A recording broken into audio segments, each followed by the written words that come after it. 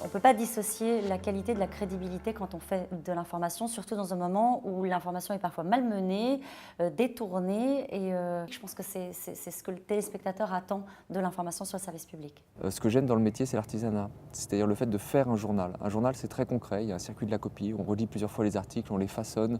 On trouve des images pour les illustrer, une mise en page, des chapeaux, un editing. Ça, j'adore, en fait, cette partie du métier qui, justement, me donne l'impression de pouvoir aller dans le détail et qui me donne aussi l'impression de, voilà, avec d'autres, hein, de faire du bel ouvrage. Dans le travail, soit vous cherchez simplement l'efficacité et la rentabilité, vous comptez votre temps, mais à un moment, pour faire quelque chose de qualité, il ne faut pas compter votre temps. C'est une question très compliquée parce que c'est quoi la qualité pour un film ? Est-ce que c'est le fait d'avoir des Césars ? On ne peut pas être arbitraire et dire « Ah, ça, c'est la qualité, ça, c'est bien ».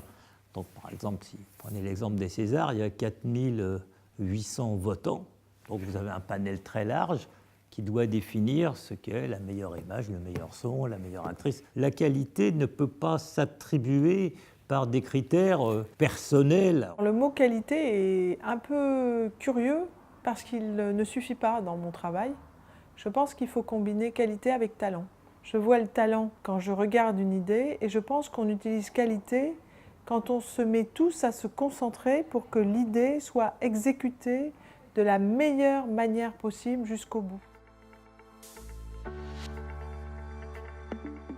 On peut difficilement parler de qualité en s'extrayant totalement des attentes du public. Je pense que ce serait une erreur. On peut considérer qu'un programme de qualité, ce sont des programmes qui élèvent, qui apprennent, qui sont parfois des programmes pédagogiques, mais il ne faut pas que ce soit dissocié des attentes du public. Donc pour moi, un programme de qualité, c'est un programme où on va chercher le meilleur, mais sans perdre les attentes du public et parfois même du plus grand nombre.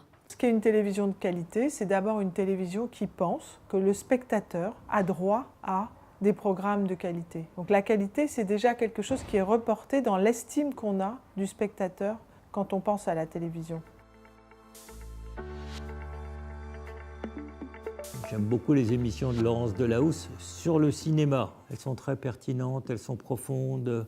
On voit qu'il y a du travail derrière, il y a beaucoup de travail. Dans l'ensemble des programmes télé de France Télévisions, moi, il y a quelque chose que je trouve qui est vraiment au-dessus du lot, c'est l'offre d'information. L'offre d'information, elle est multiple sur le service public. Vous avez évidemment les éditions tout au long de la journée, les magazines, les débats, les émissions politiques, les émissions qui font de la pédagogie sur des enjeux économiques, environnementaux. Ça pose le service public au-dessus du lot en ce qui concerne l'information. Roland Garros et la manière dont France Télévisions le couvre est exemplaire de la qualité qu'une télévision peut mettre à créer un grand carrefour d'audience.